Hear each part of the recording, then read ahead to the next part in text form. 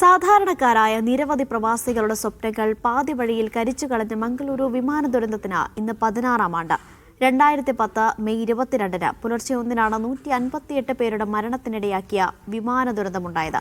ദുബൈയിൽ നിന്ന് പുറപ്പെട്ട AI-812 വിമാനം മംഗളൂരു ബജ്പേ വിമാനത്താവളത്തിലെ റൺവേയിൽ നിന്ന് തെന്നിമാറി വലിയ കുഴിയിലേക്ക് പതിക്കുകയായിരുന്നു.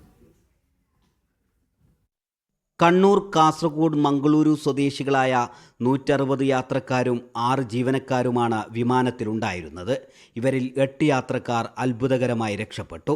ഇന്ത്യയിൽ നടന്ന ഏറ്റവും വലിയ 3ാമത്തെ വിമാന ദുരന്തമായിരുന്നു ഇത്.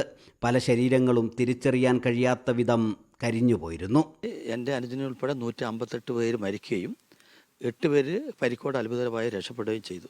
അപ്പോൾ അന്ന് ഞാനാണ് എൻ്റെ അനുജൻ്റെ ബോഡി തിരിച്ചറിഞ്ഞത്. ഒരു 45-50 ബോഡിയുടെ ഇടയിൽ വെൻലോക്ക് ഹോസ്പിറ്റലിലായിരുന്നു. അത്രയും വേദനാജകം, ഭയാനകം, അത്രയും വിഷമം, അതത്ര പരിതാപകരം എന്ന് പറയാം.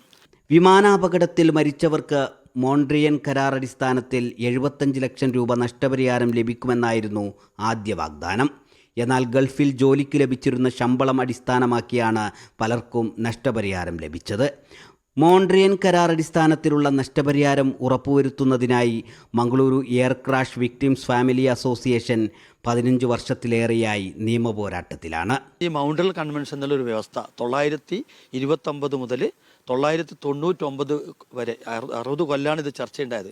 ഇതിന് ഏത് കറൻസിയിലാണ് പൈസ കൊടുക്കേണ്ടത്, പിന്നെ എത്ര പൈസ കൊടുക്കേണ്ടത്, ഇങ്ങനെയുള്ള ചർച്ചയുടെ അന്തിമമായ തീരുമാനമാണ് 999 മൗണ്ടൽ കൺവെൻഷനിലെ തീരുമാനം. മരിച്ചവരുടെ കുടുംബാംഗങ്ങൾക്ക് നിരവധി വാഗ്ദാനങ്ങൾ പ്രഖ്യാപിച്ചിരുന്നു. എയർ ഇന്ത്യയുടെ വക ജോലി, അപകടം നടന്ന സ്ഥലത്ത് കമ്മ്യൂണിറ്റി ഹാളും സ്മാരകങ്ങളും. പക്ഷേ വാഗ്ദാനങ്ങളിലധികവും കടലാസിലൊതുങ്ങി. മീഡിയ 1 കാസർഗോഡ്.